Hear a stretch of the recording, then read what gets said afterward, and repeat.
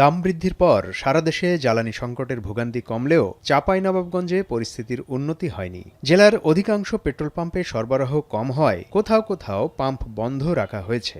আবার কিছু পাম্পে সীমিত পরিমাণে জ্বালানি বিক্রি করায় পরিস্থিতি আরও জটিল আকার ধারণ করেছে। ডিজেল পাওয়া গেলেও বেশি সংকট পেট্রোল অকটেনে। আমাদের ভোগান্তি শুরু থেকে যেরকম ছিল ওরকমই আছে, আমাদের কোনো ভোগান্তি কমে নাই। যতগুলো পাম্প ঘুরলাম একটা পাম্পে তেল দেয় না, এমনিতে সংকট সৃষ্টি হয়ে যাবে। দেখা যায় অনেক সময় তেল নিতে গেলে ৩-৪ ঘন্টা লেগে যায়, তখন কিন্তু তাদের কাজে কিন্তু হ্যাম্পার হচ্ছে।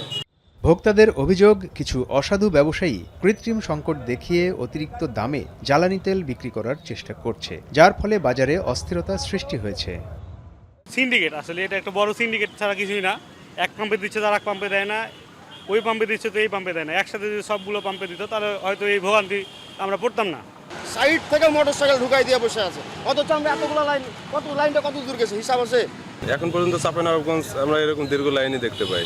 এদিকে চাহিদার তুলনায় জ্বালানি তেলের বরাদ্দ অনেক কম হওয়ায় এমন পরিস্থিতির সৃষ্টি হয়েছে বলে দাবি পেট্রোল পাম্প মালিক সমিতির। অন্যদিকে সমস্যা সমাধানে সংশ্লিষ্ট দপ্তরের সঙ্গে সমন্বয় করে কাজ করা হচ্ছে বলে জানালেন চেম্বার অব কমার্সের নেতারা। সব পাম্পে তেল অ্যাভেলেবলভাবে দেওয়া হয়নি, আর আমাদেরকে এই অ্যাপসের মাধ্যমে ওই যে 500, 600, 700 টাকার তেল বিক্রি করার এটাই আমাদেরকে অর্ডার দিয়েছে। তা আমরা যদি এখন অ্যাভেলেবল তেলটা দিয়ে দিই তাহলে লোক পাম্পে এসে সিরিয়াল দিবে না। একবার তেল নিয়ে গেলে সে 15 দিনের মধ্যে আর তেল নিতে আসবে না। চাহিদার তুলনায় তারা কম পাচ্ছে, এই কারণেই এই সংকটটা দেখা দিয়েছে। এখানে আরও বেশি পরিমাণে দেওয়ার কথা। আপনারা যদি একসাথে তাদেরকে জিওগুলো দেন তাইলে মানুষ একসাথে সব পাম্প থেকে নিবে, ক্রাইসিসটা হবে না।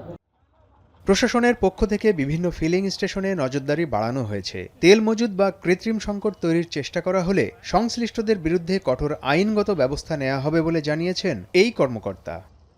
আমাদের যে গোয়েন্দা তথ্যর ভিত্তিতে আমরা সবসময় এটা মনিটর করছি যে কেউ তেল মজুদ করছে কিনা। মজুদ যে 2-1 জায়গায় আমরা অভিযোগ পেয়েছি, আমরা অভিযানও চালিয়েছি, মোবাইল কোড করা হয়েছে। তো এটা আমরা সবসময় সার্বক্ষণিক মনিটরিং এর মধ্যে রাখতেছি। এজেন্সি পয়েন্টের তেলটা একটু এখন পাওয়া যাচ্ছে না, ফিলিং স্টেশনে তেলের কোনো সমস্যা নাই। দ্রুত এই সংকট নিরসনে কার্যকর পদক্ষেপ নেবে সরকার, এমনটাই প্রত্যাশা চাঁপাইনবাবগঞ্জবাসীর। এখন চাঁপাইনবাবগঞ্জ।